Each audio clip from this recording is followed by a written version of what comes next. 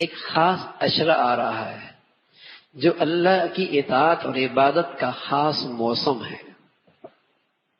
عشرہ ذی الحجہ،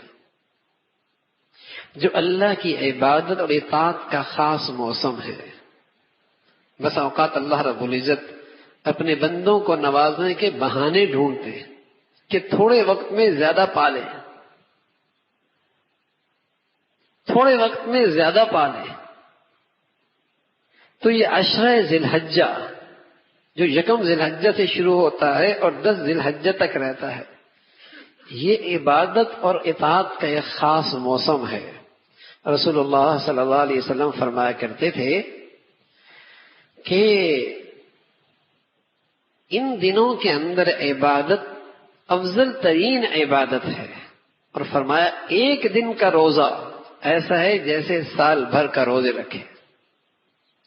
اور اس کی ایک رات کی عبادت اجر و ثواب کے لحاظ سے ایسا ہے جیسے کہ لیلۃ القدر کی عبادت ہے۔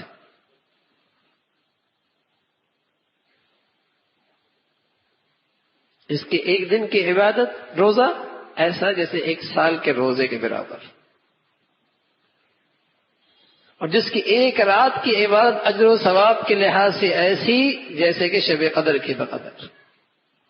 اور عرفہ کا روزہ 9ویں تاریخ کا، اس کے بدولت اللہ ایک سال پہلے کے اور ایک سال بعد کے تمام صغیرہ گناہوں کو معاف فرمائے۔ یہ خاص موسم ہے عبادت کا۔ اس میں کچھ مسلمان ایسے ہیں جو اس موسم کی ایک خاص عبادت انجام دیتے ہیں جو صرف اسی موسم میں ادا ہوتی ہے، اور وہ حج کی عبادت ہے۔ حج کی عبادت ہے، اور اس حج کی عبادت میں وہ خوشبو بھی نہیں لگاتے، وہ سلا ہوا کپڑا بھی نہیں پہنتے، وہ بال بھی نہیں کاٹتے، وہ ناخون بھی نہیں کاٹتے۔ تو حضور علیہ الصلوۃ والسلام نے فرمایا کہ اللہ رب العزت کی ان پر ایک خاص بارش ہوتی ہے رحمت کی، لیکن جو دور دراز مسلمان رہتے ہیں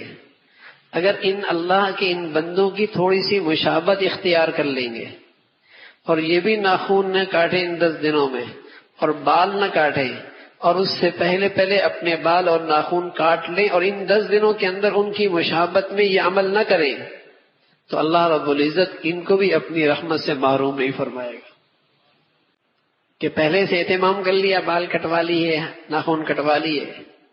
تو وہ جو اللہ کے دربار میں حاضر ہونے والے مسلمان ہیں ان سے تھوڑی سی مشابہت اختیار ہو گئی، تو اللہ بہانے ڈھونڈتا ہے اپنے بندوں کو نوازنے کے،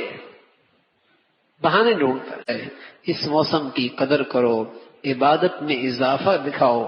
اللہ کو شوق دکھاؤ، عبادت کا رغبت دکھاؤ کہ واقعی ہی ہم عبادت اور اطاعت کے شوقین ہیں، ہمیں آخرت کی فکر ہے، زندگی کے مقصد سے ہمیں لگاؤ ہے۔ اس موسم میں دکھاؤ، اپنے بچوں کو بھی، اپنی عورتوں کو بھی، گھروں کے اندر ماحول بنے عبادات کا۔ اللہ رب العزت بھائی مجھے بھی اور آپ کو بھی جو کچھ کہا سنا عمل کی توفیق نصیب فرما دے۔